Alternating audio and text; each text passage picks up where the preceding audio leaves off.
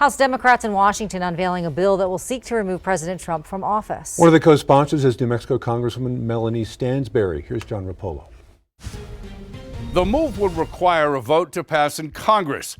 It could be a long shot, though, since Republicans control Congress. Congresswoman Melanie Stansbury joining 50 other Democrats to try and remove Trump from office. But of course, going on these late night rants, he threatened last week to essentially commit war crimes against Iran. We saw him attack the Pope over the weekend. Stansbury is a co-sponsor of a bill sponsored by Maryland Congressman Jamie Raskin. They are looking to remove Trump using the 25th Amendment. The 10-page bill, if passed, would create a 17-member panel to assess if Trump is mentally or physically unable to do the duties of his office. But in a Republican-controlled Congress, is the bill a long shot? There's not the political will in the present moment to do any of this, but does that mean that we should stop seeking to make sure that we have a president serving our country who's fit and sane? The move comes as Democrats point to Trump's Iran policy in his recent social media post saying he will annihilate a civilization as some of the reasons for his removal. Said they've started this since day one. Amy Barella is the chairwoman of the Republican Party of New Mexico.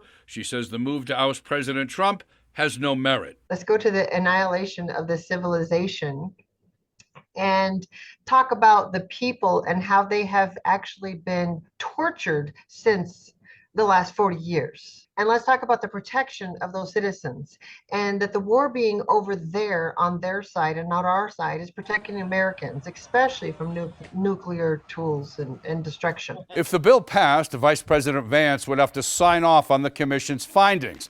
Political observers say it's a long shot. John Rapolo, KOAT, Action 7 News. True.